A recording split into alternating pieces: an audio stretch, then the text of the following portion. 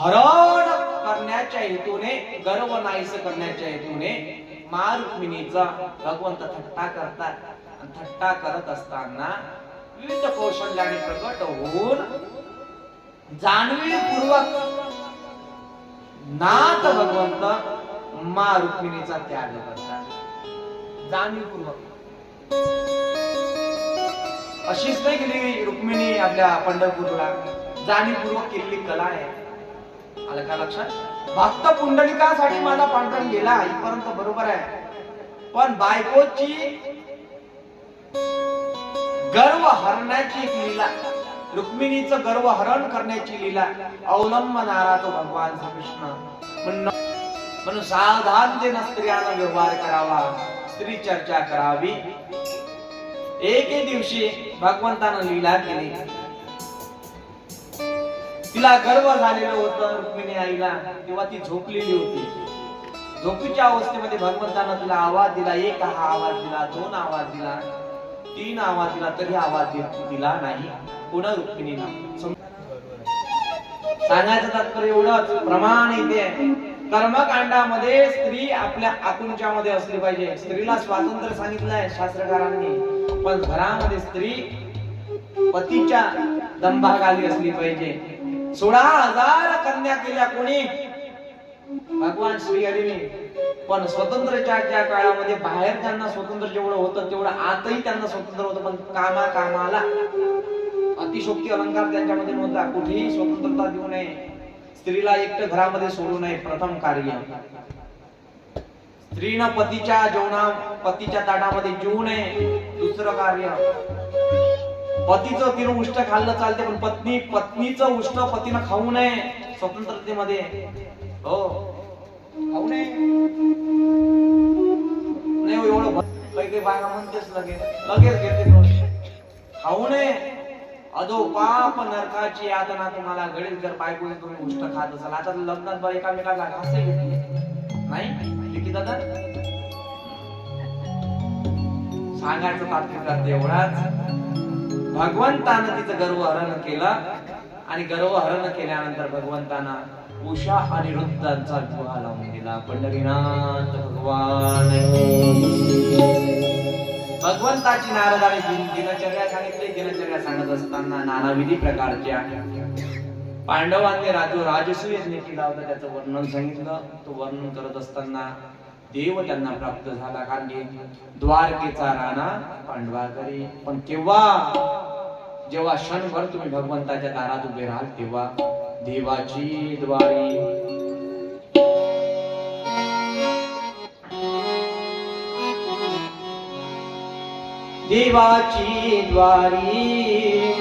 उभा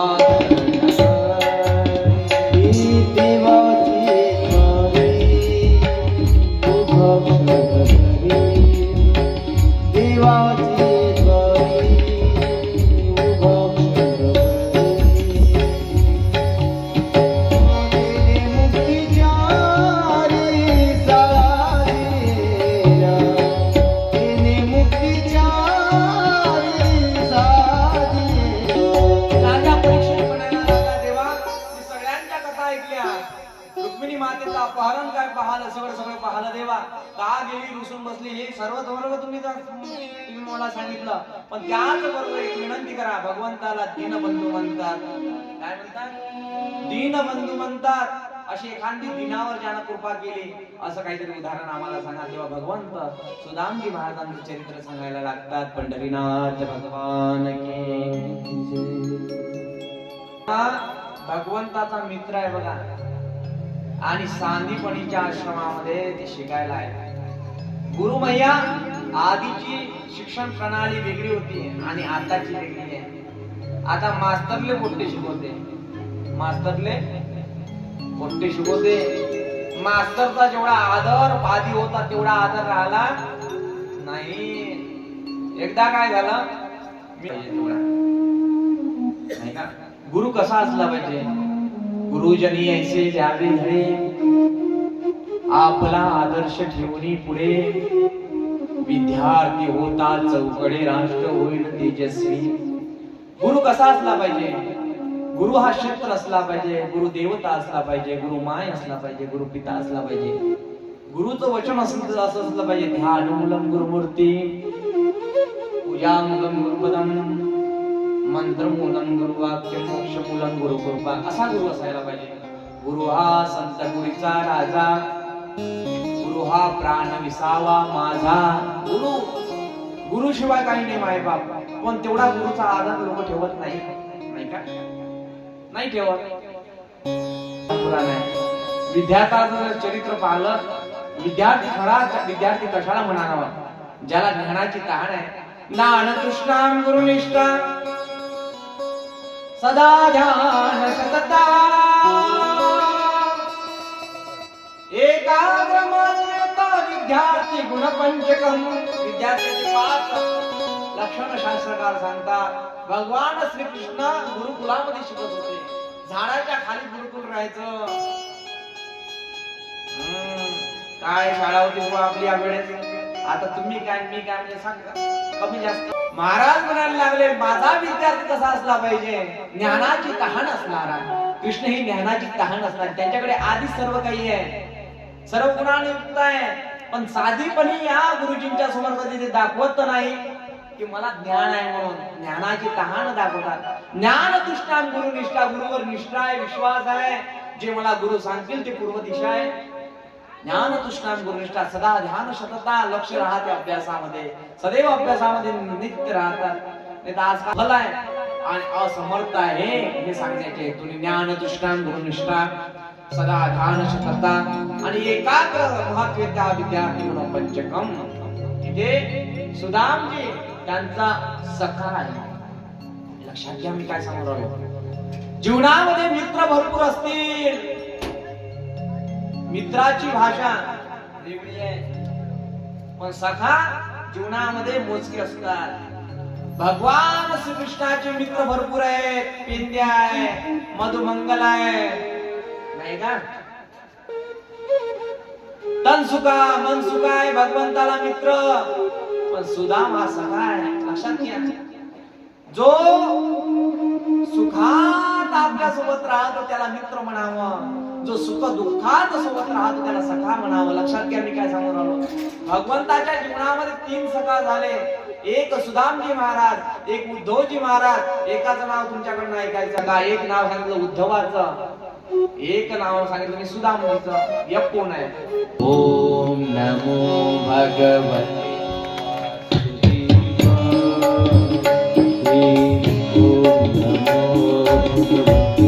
भगवते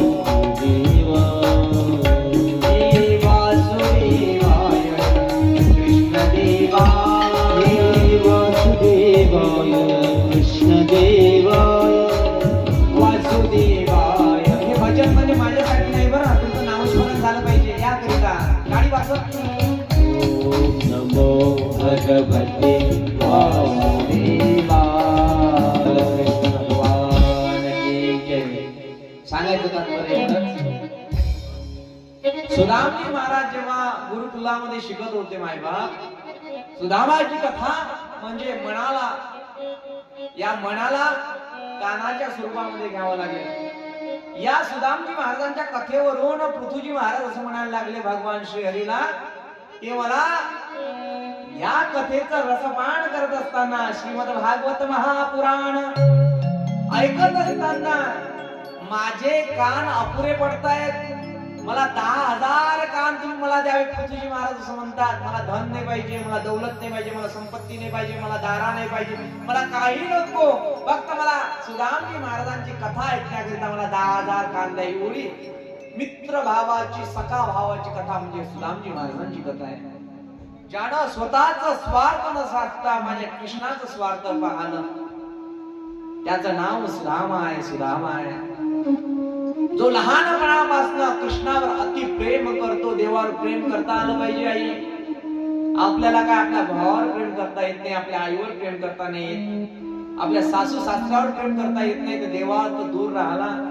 देव बोलत नाही, सासू सासरे बोलतात, आई बोलते, वडील बोलते, जिवंत माणसावर जर माणसाला प्रेम करता आलं नाही, तो दगडाच्या मूर्तीवर काय प्रेम करू शकेल मायबाप? सांगायचं तात्पर्य एवढंच, देवावर प्रेम करणं ज्याला कळलं त्याला भगवान श्रीकृष्ण समजला, सुदामजी महाराज समजले. गुरुकुलामध्ये कित्येक वर्षापर्यंत शिक्षण घेत आहेत. सांदीपनी ऋषींचा आश्रम आहे, गुरु आहे. श्रीकृष्ण आणि सुदामाचे घट्ट मिलन झालेला आहे, प्रेमाचा भाव उत्पन्न होतोय. कुठेही झोपत असताना सोबत झोपावं, कुठेही काही खात असताना सोबत एकामेकाला द्यावं. जो सुखामध्ये जगतो त्याला मित्र म्हणतात, पण जो सुख दुःखामध्ये साथी राहतो त्याला काय म्हणतात मायबाप? त्याला सखा म्हणतात, सखा म्हणतात. इथे उद्धवजी महाराज, अर्जुन महाराज आणि सुदामजी हे भगवंताचे सखे आहेत. बाकी मित्र आहे जगामध्ये. जगत असताना मित्र असंख्य मिळतील, जे तुमचा कब्बशी मधला चहा पिण्याकरिता येतात. जोपर्यंत तुमच्याजवळ धन दारा आहे तोपर्यंत तुमचा आहाकार करतात, पोहो पोहो करतात, मोठेपण देतात. पण जोपर्यंत तुमच्याजवळ संपत्ती आहे तोपर्यंत तुमच्या सोबत मित्र आहेत. ते का संपला संपत्ती तर मित्र तुमच्याजवळ राहत नाही. आलं का लक्षात? मित्राची उपमा वेगळी दिलेली आहे शास्त्रकारांनी. काही कवींना मित्रांवर गीते लिहिलेले आहेत. मित्र केव्हा केव्हा धावतो? जेव्हा सुखामध्ये दुःख येतं तेव्हा तो हजर राहतो, पण दुःखाला शेवटपर्यंत टिकेल असा असणारा सखा असतो. तो मित्र जीवनामध्ये किंवा सखा आपल्याला कसा असला पाहिजे? दुःखामध्ये असताना त्या दुःखातून बाहेर काढणारा त्याला सखा मित्र म्हणावा. नव्हे नव्हे एखाद्या मित्राच्या मनामध्ये आत्महत्येचा विचार जर आला, दुःख दरिद्री ओलांडली आहे, त्या दुःखापासून निवृत्त करणारा तो मित्र असतो, नाही का? जगामध्ये आत्महत्येचं प्रमाण वाढून राहिलं, आत्महत्या वाढतायत. पती पत्नीचं भांडण म्हणा की मुलांचं शेळखाण म्हणा, मनामध्ये विचार येतो, गर्भास करतो. त्या क्षणाला गर्भासाच्या आधी जर मित्र मनात जवळ असला तर ती आत्महत्या करू शकते मायबाप.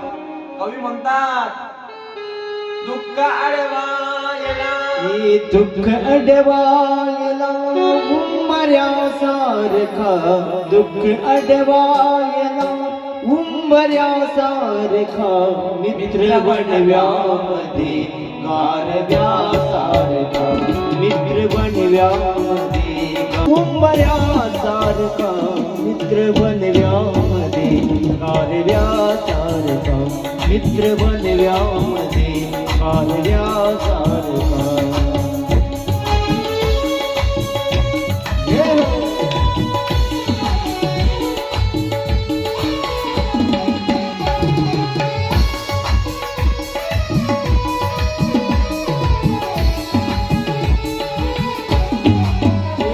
आत्महत्याच करणार नाही कधी, आत्महत्याच करणार नाही कधी, आत्महत्याच करणार नाही कधी, आत्महत्याच करणार नाही कधी. कधी मित्र कर, कधी मित्र कर, आरशासारखा मित्र बनल्यामध्ये गारव्यासारखा, मित्र बनल्यामध्ये गारव्यासारखा.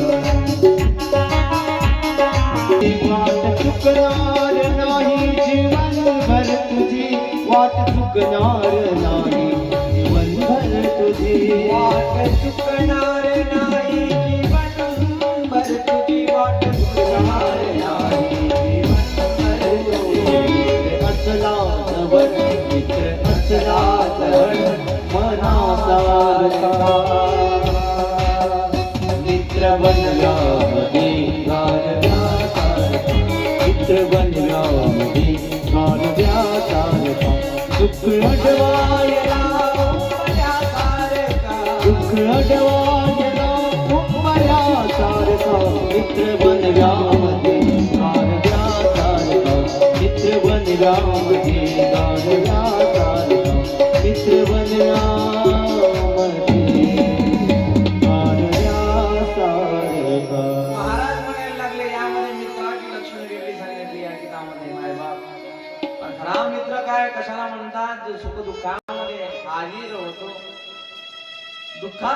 सोबत राहतो आणि सुखातही सोबत राहतो. एका मित्राच्या मुलीचं लग्न आलं. पहा